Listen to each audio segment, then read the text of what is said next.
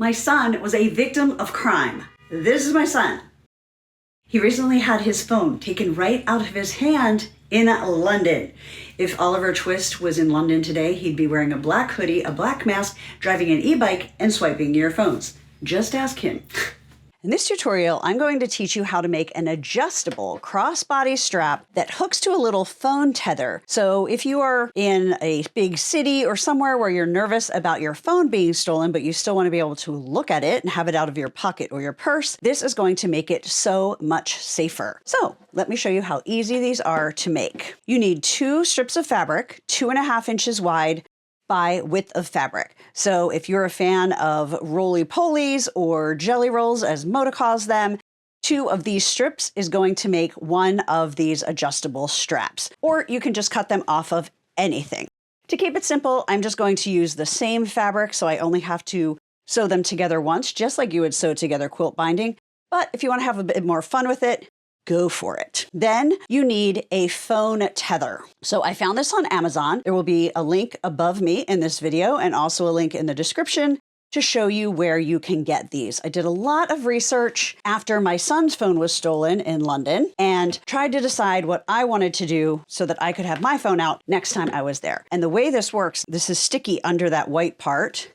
You just open your phone case, it sticks in there, and then this part, it's kind of fabric, comes out through the hole where you charge. So you have to have a phone case where it's solid up here. So if it's just cut out that whole way, they said this won't work because it'll probably lift up somehow. I don't know. I'm just telling you what the directions said. I've had this on here for a little bit. It hasn't impacted my ability to charge my phone at all. So see, it just sits right there. It's kind of a fabric. It looks nice and sturdy. So I really like this solution. And then I figured out how to make this strap. So we only needed 1 lobster clasp, but if you wanted to use one maybe that you're using for something else, like this one is from a water bottle. So it's adjustable, pretty much the same length, but it has 2 lobster clasps. So you would just hook on both of them. But my goal with this tutorial is use as few materials as possible and get this job done. That is why we only need 1 lobster clasp. I'm using 3/4 inch lobster clasp and a 3/4 inch slide. So the first thing we are going to do is we are going to get these 2 pieces of fabric into 1 long strip of fabric. Then we're going to press it. So let's head over to the sewing machine. If you're a quilter, you're just going to put these 2 pieces together just like you would be making binding for your quilt. You can just jump ahead. If you've never done that, I'm going to walk you through it really quickly. So I'm going to take one of my strips and I'm going to have it face up. Then I'm going to take my other strip and I'm going to put it face down so that we have these 2 strips right sides together. Now I'm going to put them one on top of each other at a 90-degree angle. And I want to see a little bit of the edge. We also have to get that selvage off. We don't want that as part of our phone strap. And it's going to make this next step easier. So now I'm just going to take a ruler and I'm going to draw a line between these points. So a diagonal line that goes from where these 2 fabrics intersect here to where they intersect here. Now, if you're new to this, you might want to put a pin and a pin. I can practically do this in my sleep, so I'm just going to very carefully twist that, put my foot down, and sew straight on that line. So we have those sewn together, and it's going to go in a straight line. Now we just need to trim and do a bit of ironing. Now I'm just going to trim a 1/4 inch to the outside of that stitch line. And I love this Trim It ruler from Riley Blake because the blue is exactly a 1/4 inch.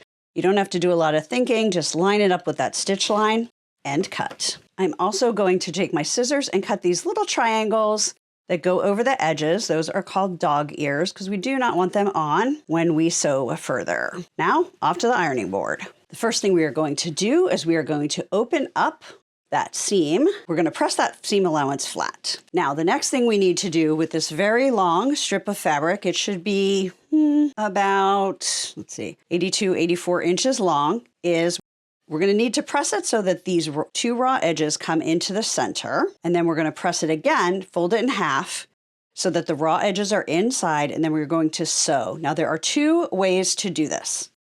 One is to just fold, press, fold, press, fold, press. So if you wanted to do that, you would fold it in half and you would press all the way along the strip. Then you would open it up and you would press each raw edge right into that crease line without pressing the crease out of it. So that's 1, 2, this is our third press. And again, you'd have to do this the whole length of the fabric. Then we would fold it in half and we would press again. So that's how you're gonna do it if you just have an iron and you don't have this tool that I am going to show you next. It's basically a big bias tape maker, and it's designed for 2.5-inch strips of fabric. This is going to cut down on 2 of those 4 pressings. So what you're going to do is you're just going to put that in there, try and put the center in the center, and just kind of use this awl to push the fabric through. Pull it out the other side. Then you want to get it pretty even, how it's feeding in there, because then it comes out this side and it is automatically folding these 2 raw edges into the center. This is a huge time saver. I think these are about $10 to $12. To me, very worth the investment. I do use them for lots of different projects. So then we are just going to press all the way along. Now, one thing that I have found, often when I am making bias tape or double fold bias tape, I will starch this because then it holds the shape a little bit better and it holds the crease a little bit better. But I don't want this neck thing to be scratchy and stiff. So I just work with slightly less formed fabric. So what I usually do is I'll pull back quite a bit, and then I will just use my fingers and make sure it's feeding pretty evenly, because with this bigger one, I feel like sometimes one side becomes larger than the other, and we want it as even as possible. So I kind of do about, what's that, about maybe 6 inches, 6 to 8 inches, and then I press, and then I just keep moving along in that way until we get the whole thing pressed. See, now it twisted, so just watch how it's coming out. Just go back this way, and you can just push that forward. That honestly usually does not happen. Of course it happened now. But that's okay, because then I could show you how to fix that. And this is honestly the part of the project that takes the longest. Okay, so we have that pressed all the way. Now, the next thing I'm going to do is I'm going to fold this backwards so that those raw edges are showing. And I'm going to stitch 1/4 inch from the edge on each end, and that's going to make a really nice end. So I'm going to go get that stitched, and I'm going to come back and I'm going to show you how we're going to flip and twist that. It's so much easier than folding it and hoping that it works. It's less bulky and you just get a better finished corner. You can see that I sewed it the opposite way that I ironed it, right? So the raw edges, when we're ironing it and when we sew it together and it's finished, the raw edges will be on the inside. Do the ends, we want the raw edges up and out. Now, I'm just going to take my scissors and I'm going to trim that corner where the folds are. And then I'm going to flip that and look at that beautiful corner. Well, it'll be beautiful once we push it up. You have to be careful if you use scissors because they are pretty pointy. I'm just kind of pushing this whole edge to push that up. Make sure all those little threads are in. And then you can just kind of push that down a little bit so you get a nice 90-degree corner. And then you're going to press that. I love that way of finishing ends. Trim both sides. That made it much faster and easier to do that 90-degree. Just going to press that. Now we're going to go to the sewing machine. We're going to sew down both sides. So that will be sewing this shut and then also sewing the other side, just so it looks aesthetically nice and it will stay nice and flat. I've put in top and bobbin thread that matches my fabric because I want the stitching to be subtle and not really stand out as part of the design. I'm going to use a leader fabric. I just make a couple of these little folds so that I have different widths. Like later I'm going to use 2 of them. But right now, if I put 1 behind there, it's going to be about the same distance. Putting that behind the fabric like that before you get started helps your machine work better because now it has something for the feed dogs to grab onto. And your presser foot isn't angled. It's nice and flat. So I am going to pull up my bobbin thread. Just put the needle down. Hold the thread while I put the needle up, pull up the bobbin thread, put it under that foot, and then I'm going to go forward and back a few stitches to knot that. And then you'll see that just pops right out. You don't even sew on your leader fabric. At least in this instance, I didn't. Now I'm going to sew down the one long side and up the other side. Now it's time to put on the slide and the lobster clasp. The first step is to put on the slide. What we're going to do is we're going to have the back up. We're going to put our strap through down, and then we're going to put it up like that. We're going to have it about 2 inches beyond our slide, and then we're going to fold it back, going to clip it, and then you're going to sew this in place. And I'm going to do a box. So I'm going to sew this, and the diagonals just so it is nice and strong. Now, because this is pretty fat, if I didn't use any kind of leader fabric, my presser foot would really be bending when I was sewing this together. So I'm going to take 2 of these little folded pieces that I make and just keep handy so that I can put that right behind there and see how that's pretty much now the same thickness. So I'm going to put that there, and then the back of my presser foot and also my feed dogs can use that to help everything move along nicely. Then I'm going to pull up my bobbin thread, and then I also have a machine that I can set so that it will stop with the foot raised, which is really helpful when you're doing little boxes like this. Otherwise, you just have to keep raising it.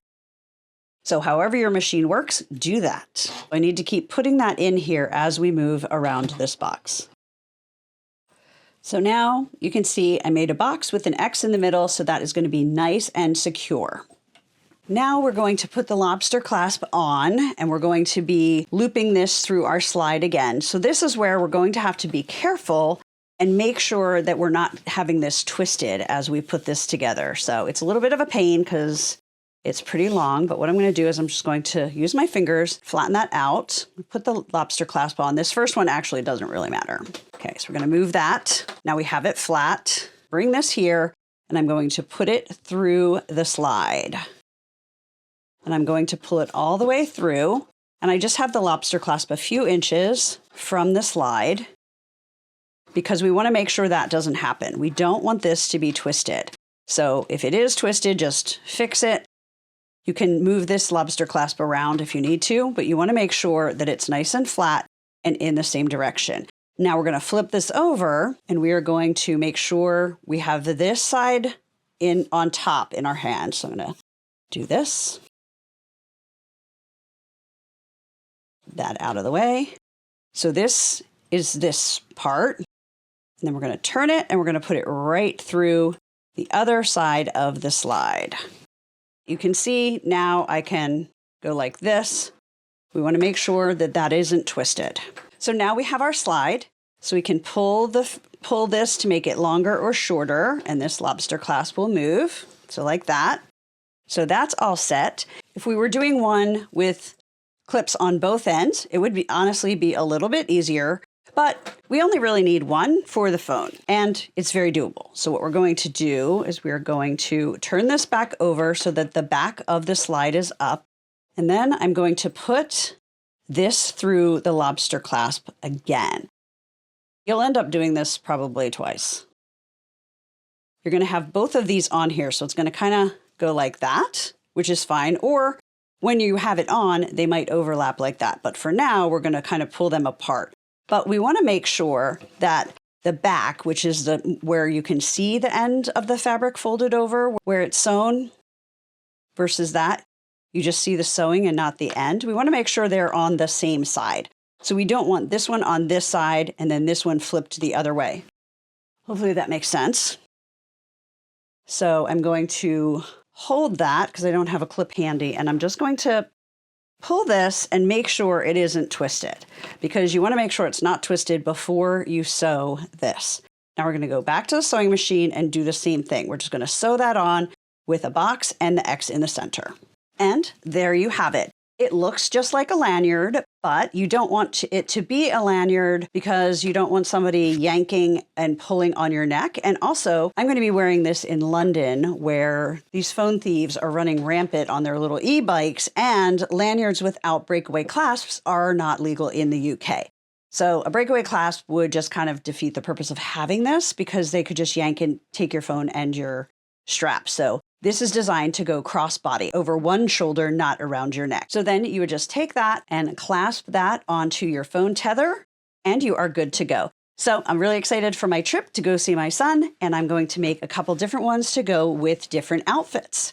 These I think are great for any kind of a city situation, concerts, if you're just hiking and you just want to be able to sling your phone over your shoulder. So let me know what you think. If you're going to try this, where you might wear them. I think this could be a great thing to sew and sell. There's a link below the video to get these tethers. I think they're great. It came in a 4-pack. So I am making them for some of my friends. And I hope you subscribe to my channel. I do lots of easy sewing projects, practical sewing projects like this, quilt block tutorials, quilting, and other things. Stay safe, don't let anyone grab your phone, and happy sewing.